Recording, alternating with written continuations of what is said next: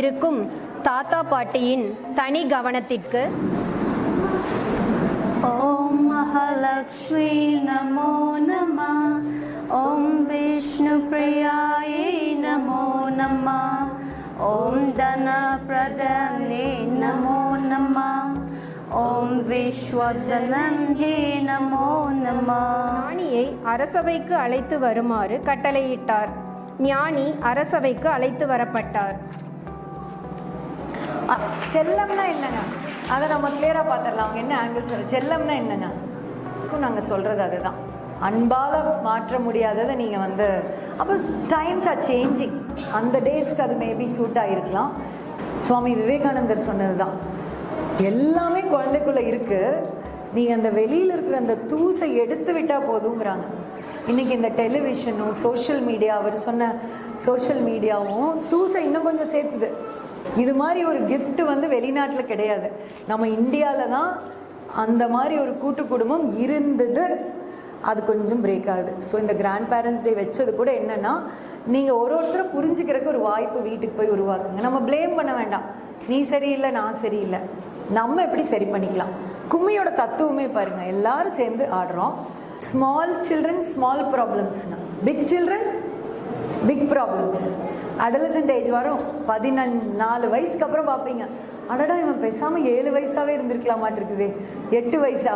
இது உண்மையாகவேங்க பியூட்டிஃபுல் ஏஜுங்க. நீங்கள் 6th standard வரைக்கும் உங்களுக்கு ஒரு குழந்தைய ரசிக்க தெரியலன்னா நீங்கள் மிஸ் பண்ணிட்டீங்க, பெரிய part of your life miss பண்ணிட்டீங்க. அம்மா இது வேண்டான்னு சொல்லிட்டா அதே தான் அப்பாவும் சொல்லுவார், ஆத்தாவும் சொல்லுவாங்க. அம்மாயி தாத்தா அப்படி ஒரு குடும்பம் இருந்தால் எங்களுக்கு சொன்னீங்கன்னா அது எங்களுக்கு எல்லாருக்கும் ஒரு சந்தோஷமாக இருக்கும் கேட்குறதுக்கு.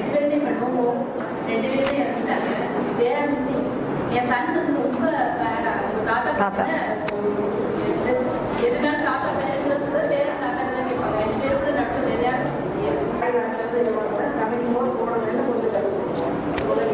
குழலிக்கு சமைக்கிறதும் கற்றுக் கொடுப்பீங்க, செடி வெட்ட, காய் நறுக்க, ரொம்ப நல்ல பாராட்டு கொடுத்துடலாங்க.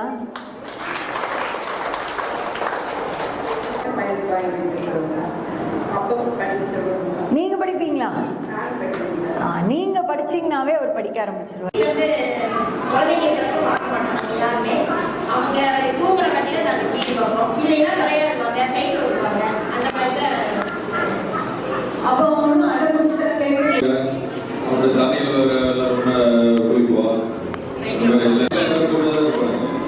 ஒரு நல்ல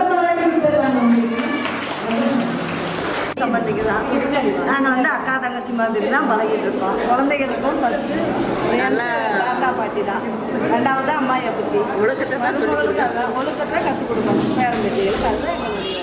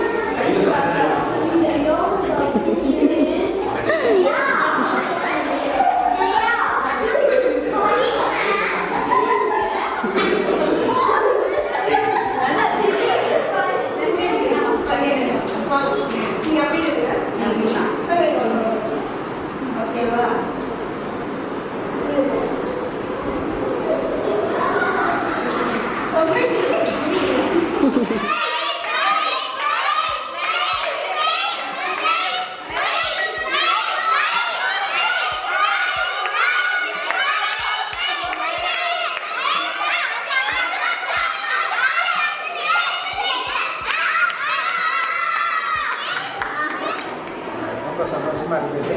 ஸோ குழந்தைங்களோட ஹாப்பினஸை வந்து பார்க்குறப்போ நாங்களும் வந்து அந்த குழந்தைங்களோட ஒன்றா ரொம்ப என்ஜாய் பண்ணோம். நீங்கள் அரேஞ்ச்மெண்ட்ஸ் எல்லாம் ரொம்ப நல்லா பண்ணிடுவீங்க. ஸோ டீச்சர்ஸ் எல்லாம் குழந்தைங்களோட ரொம்ப ஃப்ரெண்ட்லியாக இருக்கிறத பார்க்குறப்போ ரொம்ப ஹாப்பியாக இருக்குது. தேங்க்யூ. பால் விளையாண்டார். நாங்கள் அந்த குதிரையை அந்த பால் அதில் விளையாண்டோம், கும்மி அடித்தோம். அப்போ ஸ்நாக்ஸ் எல்லாம் கொடுத்தாங்க, ரொம்ப சூப்பராக இருந்தது. நல்லா ஜாலியாக என்ஜாய் பண்ணோம். எங்களுக்கு எங்கள் பேரனோட சந்தோஷமாக இன்றைக்கி நாங்கள் அப்புறம் கும்மியாட்டம் அதுவும் ரொம்ப சோறாக இருந்தது, ரொம்ப அருமையாக இருந்தது. மொத்தத்தில் ஃபங்க்ஷன் ரொம்ப சிறப்பாக வச்சுருந்தாங்க. செகண்ட் டைம் இந்த மாதிரி வருது, ஒரு கெட் டுகெதர் மாதிரி இருக்குது. ரொம்ப ஹாப்பியாக இருக்குது. கால்ட் ஆஃப் மேலே தான் இங்கே ஜாயின் பண்ணுறதுக்கு ரீசனே. ரொம்ப ஹாப்பியாக இருக்குது. ஃபேமிலி கெட் டுகெதர் மாதிரி ஒவ்வொரு கேமும் கண்டக்ட் பண்ணும்போது குழந்தைங்க நல்லா இன்ட்ரெஸ்ட்டாக இருந்தாங்க. எங்களுக்கும் ரொம்ப இன்வால்மெண்ட்டாக இருந்துச்சு, ரொம்ப ஹாப்பியாக இருந்துச்சு, ரொம்ப சந்தோஷமாக இருந்துச்சு. இது நல்லா பிரமாதமாக இருந்துச்சு. இது வந்து புது அனுபவமாக இருக்கும். ஸ்கூல்லையே இதுவரையில் நான் எங்கேயும் பார்த்ததும் இல்லை. என்னோடய ஏஜுக்கு இந்த ஸ்கூலில் இன்றைக்கி எனக்கு ஒரு புது அனுபவமாக இருக்கும். முன்னாடி எந்த ஸ்டேஜ்லேயும் பேசினதில்லை, ஈவன் நாங்களுமே பேசினதில்லை. நாமெல்லாம் படிக்கும்போது இந்த மாதிரி ஸ்டேஜே கிடச்சது கிடையாது, யாரும் கூப்பிட மாட்டாங்க நம்மளையா. அவங்கெல்லாம் நீங்கள் சொல்லவே வேணாம். இந்த மாதிரி இடத்துல அவங்க முன்னாடி வந்து நிற்கிறதே பெரிய விஷயமா இருக்குது. பரவாயில்ல, ரொம்ப தயக்கமோடு இதெல்லாம் நல்லாமே என்ஜாய் பண்ணாங்க. ரொம்ப சந்தோஷம்.